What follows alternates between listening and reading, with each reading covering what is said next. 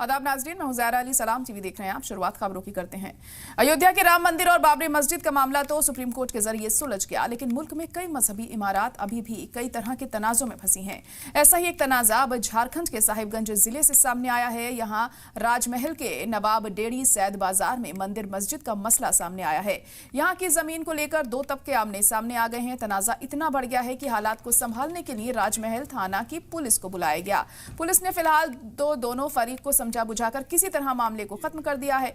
Police ने तनाजे से जुड़ी जमीन से जुड़े कागजात थाने में मंगवाकर मामले की जांच शुरू कर दी है।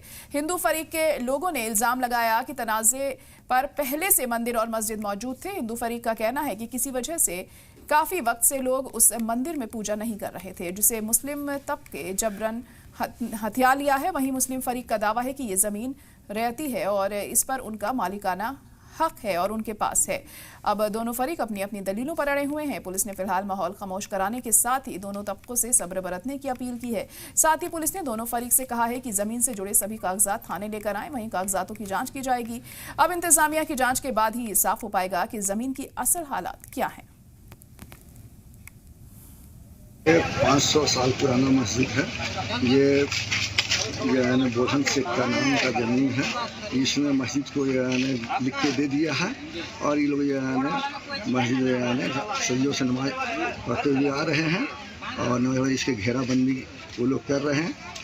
कुछ लोग इस पर आपत्ति की। निर्माण कार्य को इसलिए रोका गया कि हम लोग का मस्जिद है, यहाँ पुराना मस्जिद आप लोग देख रहे हैं, उसको बाउंड्री करने के लिए चाह रहे थे हम लोग। बाउंड्री हो रहा था, वो लोग आके रोक दिया गया।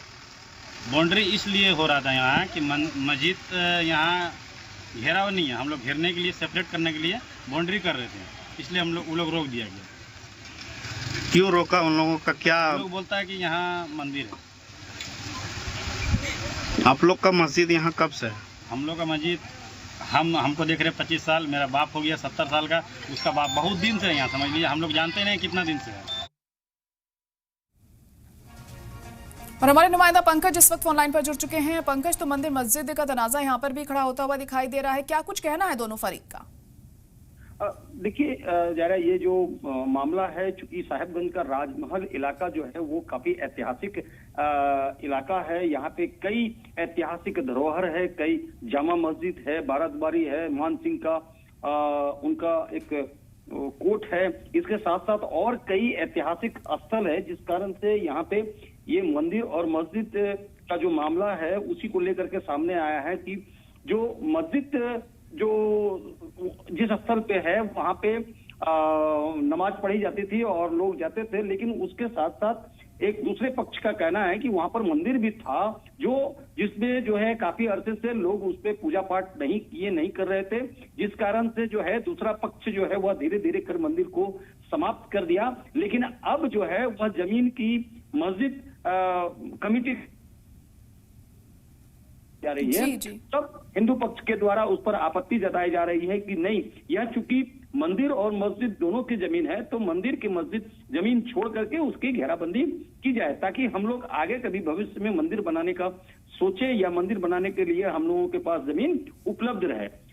ये एक पक्ष का कहना है। वहीं दूसरा पक्ष का साफ कहना है कि यह जो मस्जिद की जमीन है यह एक रैयती जमीन है, इसको मस्जिद के नाम पर दिया गया है, मस्जिद के नाम पर लिया गया है, जिसका कागजात उनके पास है।